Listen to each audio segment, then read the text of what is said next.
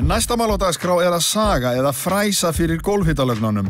Það hægt að gera þetta með tveggjablaða sög og ryksugu. Það getur verið seinlegt, sérstaklega ef að steypan hörð.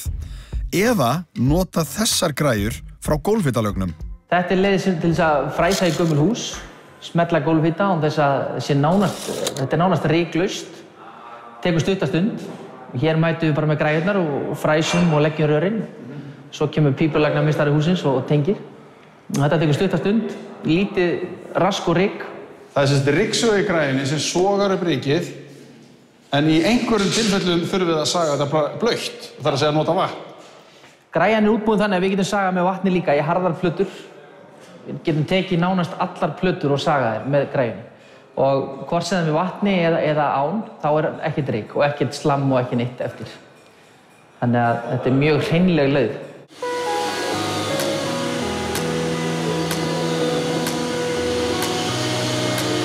Þeir byrja á því að saga þetta þurrt og máta síðan rörin í, en Guðni ekki alveg sáttur við þetta. Hvað segirðu, komið upp eitthvað vandamál? Það hörð plata, við ætlum að taka þetta með vatni.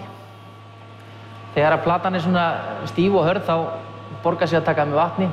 Sama útkoma, nánast ekkert ryk og mikið betra fyrir vélina að vinna.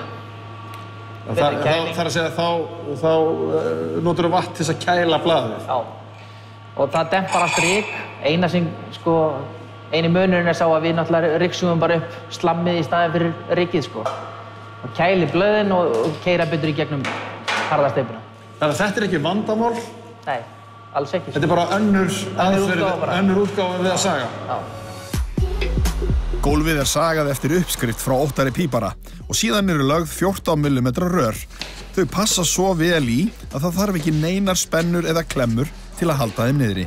Alla lagnir enda á sama stað, inn í hitakompu hjá Óttari, en þar tengir hann lagnirnar við hitastýringuna. En þú tekur endana frá þeim og hvað tengir þú þá strax? Já, þú tengir þetta upp í kistuna. Já, festi kistuna þarna á vegginn? Já. Og það fyrir þá sem ekki vita þá þetta kistan? Það síðan.